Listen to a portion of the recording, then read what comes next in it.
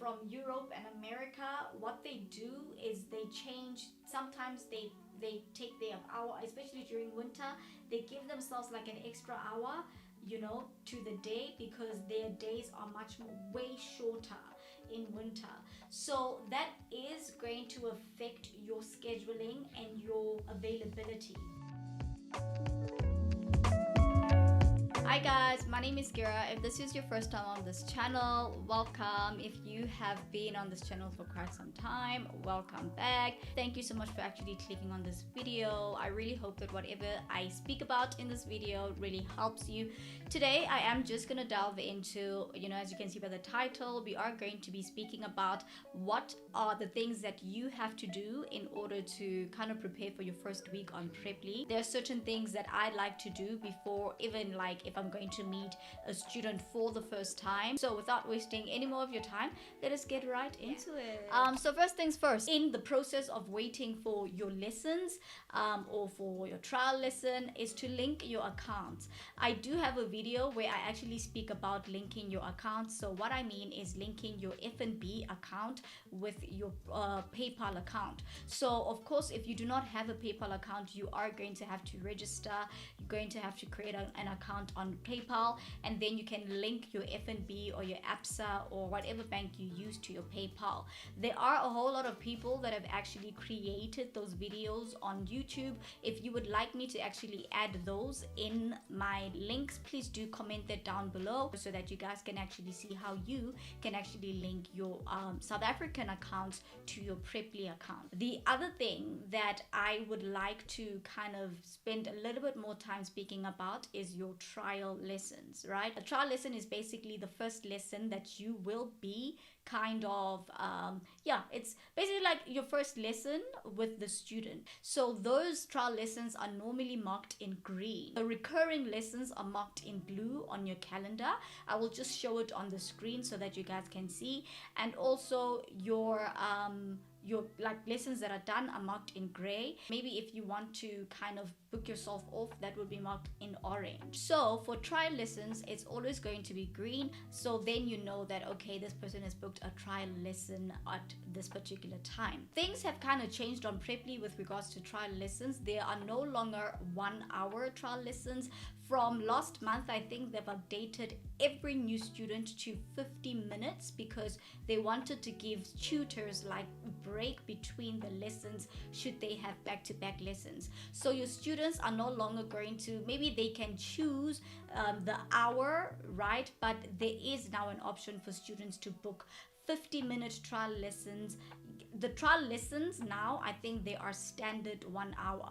But if a student really wants to book like 50 minutes recurring lessons, they can do so. It no longer has to be for an hour. What I do normally is okay, let's just say a trial lesson comes in, right? What I do is to send like a message. So this is literally what I say: hey there, or hey dash name of the person, thank you so much for booking with me. I look forward to having a lesson with you, and see you soon.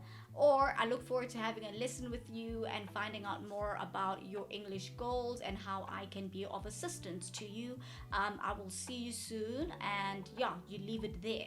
That's literally what I say. I try to keep it short. I don't write a whole paragraph, but just to kind of have that introductory encounter with my students via message. And sometimes I get responses, sometimes I do not get responses.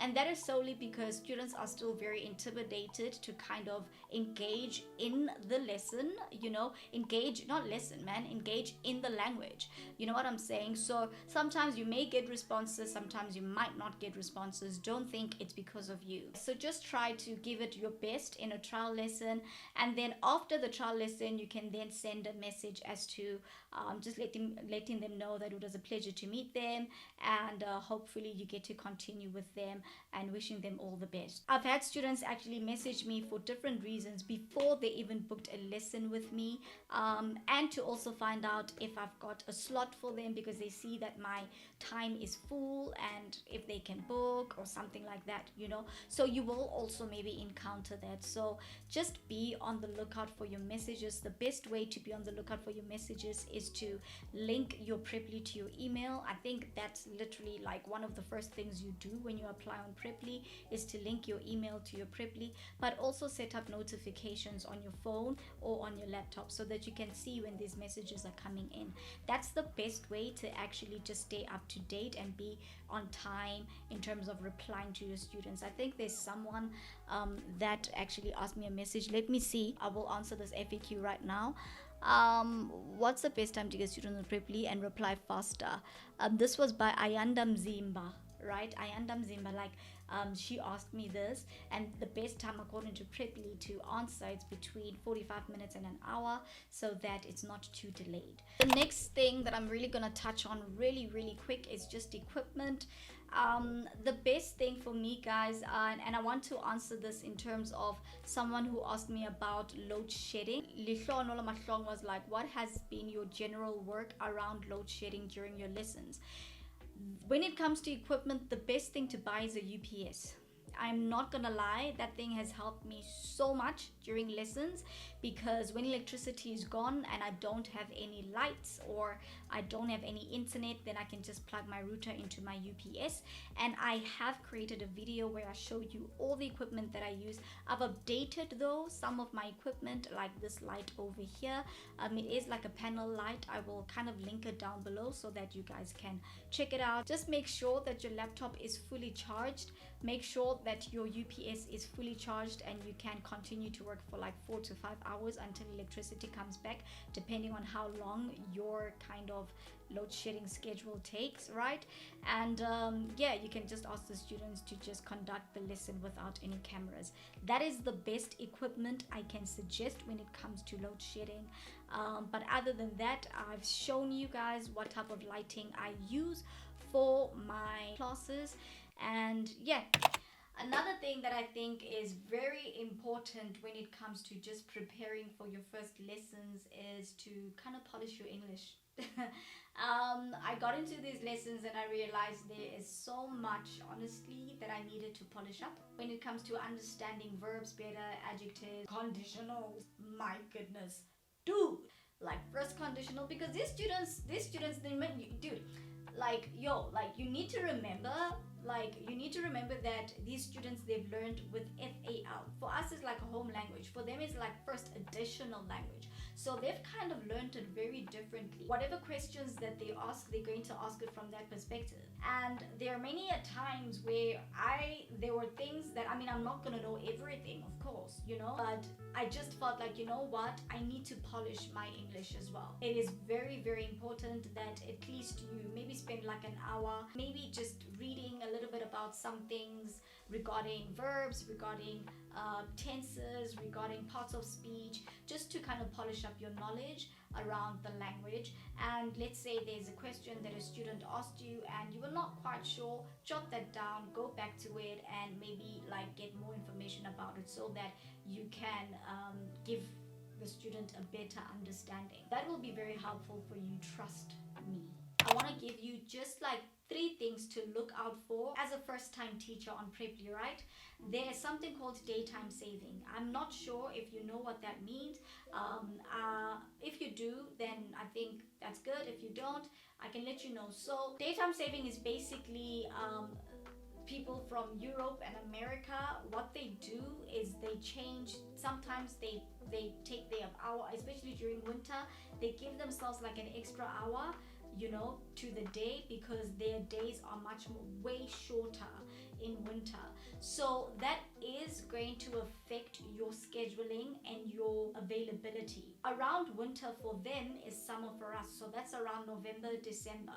So from October, November, December, January, Feb, what I do is to kind of teach for an extra hour so that I have availability, because then that means their hours is pushed back a little bit. So I need to give them like an extra hour to book, and that means that I sacrifice my time, and that means that I need to kind of knock off a little bit later, an hour later than I would in their summer.